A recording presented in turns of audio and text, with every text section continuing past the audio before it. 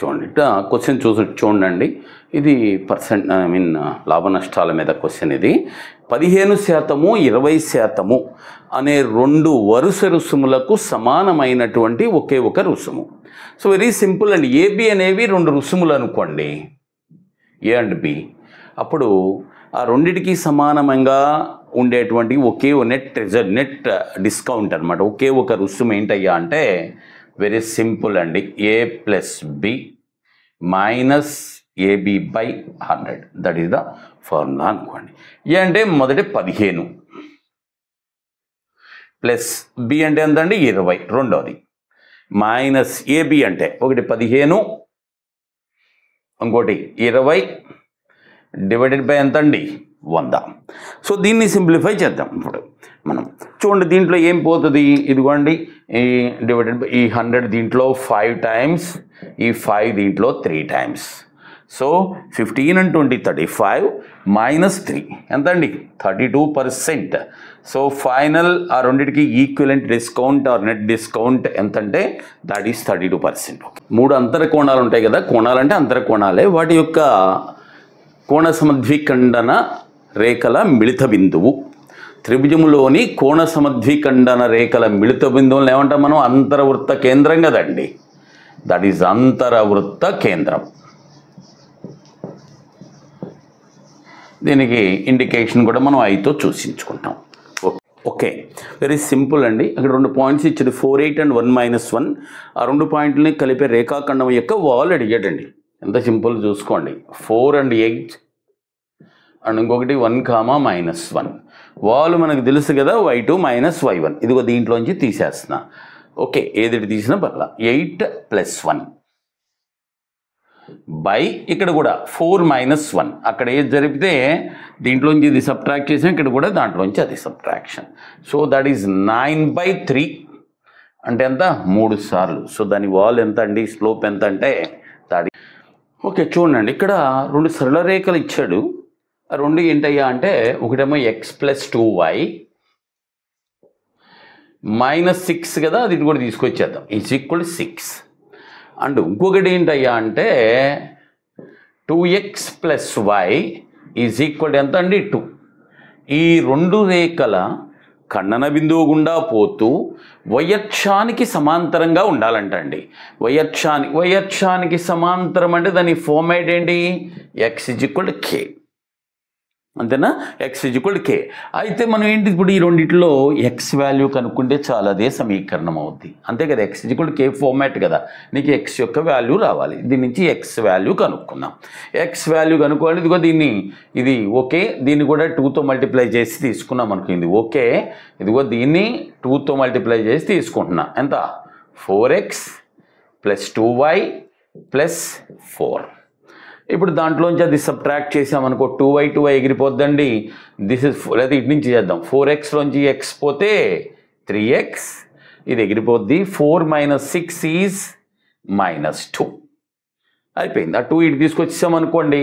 So సమీకరణం ఏంటి, 3x + 2 = 0. అంతే, ఆ ఫార్మాట్లో ఇచ్చాడు కాబట్టి that is the answer. Note చేసుకోండి. ఓకే, ఇక్కడ చూడండి 2 పాయింట్స్ ఇచ్చామండి. ఆ రెండింటిని త్రిధాకరించే బిందువు అంటే పాయింట్ ఆఫ్ ట్రైసెక్షన్ అంటాం. ఆ 2 బిందువులు ఏంటయ్యా అంటే ఒకటి -1, 4 అండ్ 8, -2. దీన్ని త్రిధాకరించేది అంటే ఇలా 1:2 లేదా 2:1 కూడా కావచ్చు. అది కూడా ఇక్కడ రాసేస్తున్నాం. -1, 4 అండ్ 8, -2. ఇదంతా 2:1. ఇది త్రిధాకరణ బిందువులు అంటే 1:2 అయినా కావచ్చు, 2:1 అయినా కావచ్చు. రైట్, ఇప్పుడు దీన్ని కనుక్కుందాం. ఫస్ట్ 2 చోట్ల x నిరూపకాలు కనుక్కోండి, చాలు మనకు ఆన్సర్ దొరికిపోద్ది. ఇదిగోండి ఇది 1 × 8, 2 × -1. ఇదిగోండి ఓన్లీ x నిరూపకం కనుక్కుంటున్నా. 1 × 8 దీన్నేమో ఇటు దాంతో 2 × -1 అంటే -2 డివైడెడ్ బై 3. 8 - 2/3 అంటే ఎంత 2. x నిరూపకం 2 రావాలి. మీరు ఆప్షన్స్లో చూసుకోండి. x నిరూపకం 2 వచ్చేది ఓన్లీ 2 కనబడుతున్నాయా. y నిరూపకం కనుక్కొని కూడా ఇక్కడ టైం వేస్ట్ ఊరికే మనకి ఎందుకు. అది సరే, ఇక్కడికి వద్దాం. ఇక్కడ కూడా x నిరూపకం కనుక్కుందాం. సో చూడండి 2 into 8 16, 1 into 1 -1 డివైడెడ్ బై 5.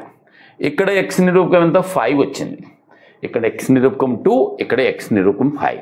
అలా వచ్చింది చూసుకోండి, మీకే తెలిసిపోతుంది ఆప్షన్స్లో. So that is 2 2 and 5 0. Second option is the correct. ఊరికే చేద్దాం, ఆన్సర్ అయిపోయింది సెకండ్ ఆప్షన్. ఊరికి పోనీ ఇది కూడా చేసుకుందామండి. ఇక్కడ చూడండి, ఇక్కడ 1 into -2, ఇదిగో 1 into -2 2 into 4, ఇదిగో -2 + 4, 1 into -2 + 2 into 4 అంటే 8 అండి. 8 డివైడెడ్ బై 3 అయిపోయింది కదా. ఇప్పుడు 8 - 2 అంటే 6, 6/3 అంటే 2. అదిగోండి ఆ పాయింట్ 2 2 వచ్చేసింది. రైట్, ఇక్కడ కూడా చేద్దాం. ఇది రెండో పాయింట్ కూడా. 2 into -2 -4, 1 into 4 + 4 డివైడెడ్ బై 3. అయితే -4 + 4 అంటే 0 కదా, కాబట్టి 0/3 అంటే 0. సో ఈ పాయింట్ ఎంత అండి 5 0. Okay please. ఓకే, ఈ క్వశ్చన్ చూడండి. sin θ ఇచ్చాడు, cos 2θ కనుక్కోమన్నాడు. సో దిస్ ఈజ్ sin θ ఎంతండి ఇది, దట్ ఈస్ 3/4. నిన్ను అడిగింది ఏంటంటే cos 2θ. cos 2θకి sin θలో ఫార్ములా ఏంటి, 1 - 2 sin స్క్వేర్ θ, అంతే. 1 - 2 sin స్క్వేర్ θ వాల్యూ వేసేద్దాం.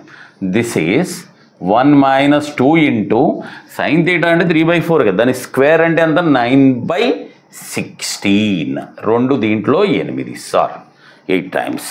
ఇప్పుడు దీంట్లో 8 - 9 అంటే ఎంత అండి, యువర్ ఆన్సర్ ఈస్ -1/8, దాని సింప్లిఫికేషన్. ఓకే, నెక్స్ట్ చూడండి. ఇదిగోండి, దీనిని కనుక్కోవటానికి ఓజీవ్ గ్రాఫ్స్ ఉపయోగిస్తారు అన్నాడు. దేన్ని కనుక్కోవటానికి ఓజీవ్ గ్రాఫ్ అంటే ఆరోహణ సంచిత పౌనఃపున్యవక్రం, అలాగే అవరోహణ సంచిత పౌనఃపున్యవక్రం.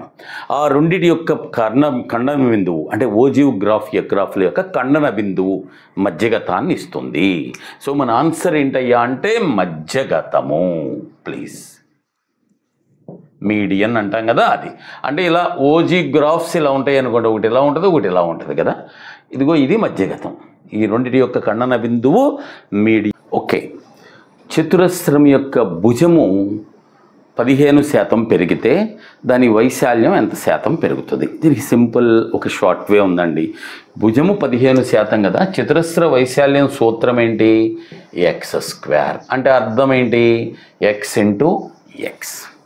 అది 15%. చూడండి, ఏం లేదు, మొదట x 15, ఇది ప్లస్ మళ్ళీ ఇది కూడా 15 కదా, పెరిగింది కాబట్టి ప్లస్ చేసాం. రైట్, ఇప్పుడు ఏంటయ్యా అంటే ఈ రెండింటి మల్టిప్లికేషన్, ఇది ప్లస్సే ఇది ప్లస్సే కాబట్టి మల్టిప్లికేషన్ ప్లస్ 15 ఎంత 225/100, అదే ఆన్సర్. అంతే, 15 ఈ రెండింటి మల్టిప్లికేషన్, ఇది ప్లస్ ప్లస్ ప్లస్ 225/100, అదే నీ ఆన్సరు. అంటే ఎంత ఇది, సో 2 సున్నాలు కాబట్టి కొట్టేసి ఇక్కడ పాయింట్ పెడతాం. 15 30 2 32.25% is your answer. Okay, note చేసుకో. సో వెరీ సింపుల్ క్వశ్చన్ అండి. ఏబి అనే 2 సెట్స్ ఇచ్చాడు, a - b కనుక్కోమన్నాడు. సరే చూద్దామండి. ఏబి 2 సెట్స్ కదా. This is A is equal to 1 3 6 8 10 11. అది సరే. B అండి, B ఈజ్ 2 3 6 7 9 12 అండి. నిన్ను అడిగింది ఏంటి, వాడు A - B ఇస్ రిక్వైర్డ్ అండి. A - B కావాలి.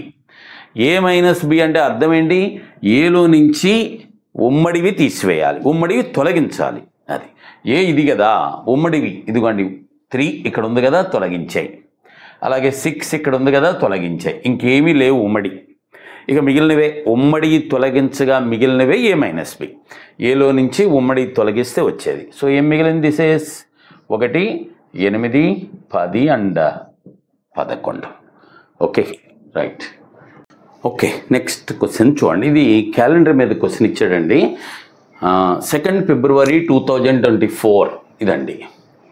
2 February 2024. This is Friday. అయితే నేను అడిగింది ఏంటి, 2 May 2024 ఏంటి ఏ రోజు అని అడిగాడండి. మొదట ఏంటండి ఈ దీంట్లో ఆ మధ్యలో ఎన్ని డేస్ ఉన్నాయో కనుక్కుందాం. 2 February నుంచి 2 May అంటే 90 డేస్ ఉంటాయి, కానీ అట్లా కాదు, ఎగ్జాక్ట్గా చేద్దామండి. సో డేస్ కనుక్కునేటప్పుడు ఈ 2 డేస్లో ఓన్లీ 1 డేనే కౌంట్ చేయాలి, నాట్ ద బోత్ అండి. రెండింటిని కౌంట్ చేయకూడదు. నేనేం చేస్తానంటే 2ను వదిలిపెట్టేస్తాను. ఇక్కడ తీసుకుందాం. ఫిబ్రవరిలో మొత్తం 2024లో ఫిబ్రవరిలో ఎన్ని డేస్ ఉంటాయి, 29. దాంట్లో 2 పోయినాయి. అది అంటే ఫిబ్రవరిలో ఇంకా 27 డేస్.